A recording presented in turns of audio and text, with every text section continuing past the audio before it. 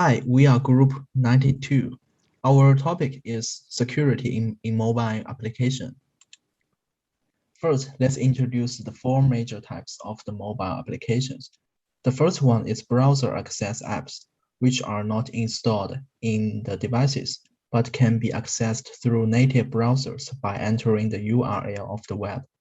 Because the app's data is not stored in the devices, then the device memory size is not imperative.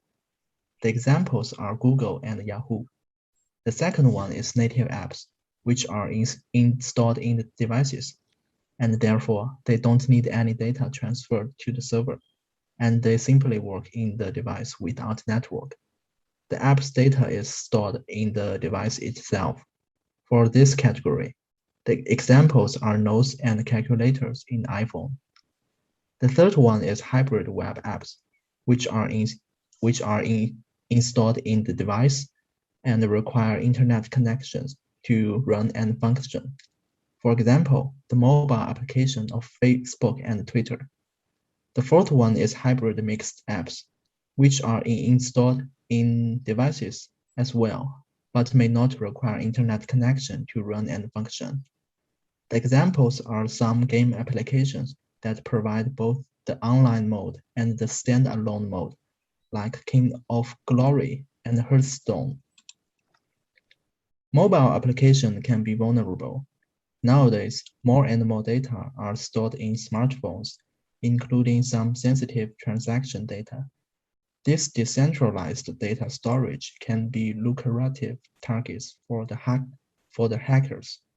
Secondly, the rapid development of the open source kernel, like Android, can give the malware writers the opportunity to have a deeper understanding of the mobile platform. Meanwhile, users also get used to download and install apps in which ways can be risky. Thirdly, as the compatibility of PC and mobile platform is improved, the malware writers are less constrained to implement malicious actions on mobile devices. They can even simply migrate PC malware to mobile platform. Finally, mobile applications users' safety awareness is relatively weak, and less attention is paid to the security risk on mobile applications. So we've learned that mobile applications are useful for many different purposes, including transactions, communications, data storage, entertainment, etc. Despite being convenient to users, they may also be exploited by malicious attackers to harm users' benefits. Following list some of the security issues faced by mobile applications as well as mobile devices. First threat will be physical security. It's very straightforward. If your device is stolen, it is under risk that someone might use it without your permission. It's a dreadful situation, but there's still things you can do about it, such as set up a password for your device. While some applications are local, many applications require access to internet to function. Therefore, online applications are susceptible to eavesdropping or man-in-the-middle type of attack, and they should be designed for the situation. The application itself might also be insecure. They could be malicious itself or just poorly designed, so attackers might exploit it to steal your confidential. Meanwhile, there could be some applications which might not be hostile, but they just have too much privilege to access your data, and that might be a risk too. So how do we deal with these issues? Mobile applications often store sensitive information locally, and you want to prevent people from accessing this information. For example, iPhone has these keychain utilities that you will store your password or login details for future use. However, you will have to verify yourself before using it. And app developers also require to sign their apps. Depending on whether or not the application is signed or what type of certificate it's being used, the application will be given different privileges in the operating system. Regarding communication on insecure network, you can encrypt your data when transferring data through protocols like HTTPS or SSL with encryption method like RSA or AES.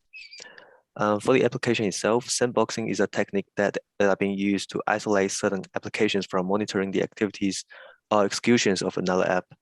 As shown in the figure here, potential bugs and vulnerabilities are encapsulated inside the box, so any potential risk will not propagate.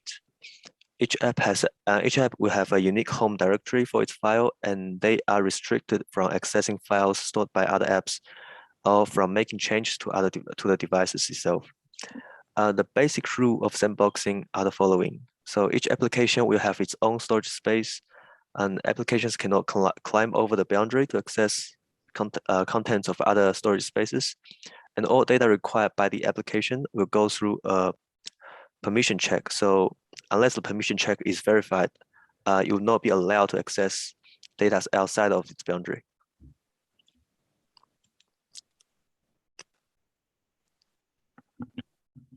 This is an example of mobile application security, Janus Android vulnerability. This vulnerability allows malicious attackers to bypass Android's signature mechanism and implant malicious code into installed Android applications, thus arbitrarily modify the app. This vulnerability affects versions of Android from 5.1.1 to 8.0. Approximately 74% of all Android devices have these versions installed. The installation package of Android system is an APK file. When the APK file is installed, the signature in it will be verified to confirm the security of the installation package. Then DEX to OAT program will convert the classes.dex file in the APK file into an OAT file for execution.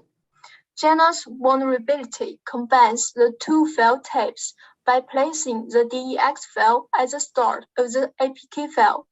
The combined DEX and APK file can pass the signature verification of the Android system, and also be recognized as a DEX file and executed directly during the execution. This vulnerability uses legal signatures to confirm malicious code. Attackers can use this part of malicious code to do many things, such as dynamically loading code, updating applications, and accessing the protected data of the original application. The last part is the reference of our group. Thank you for watching.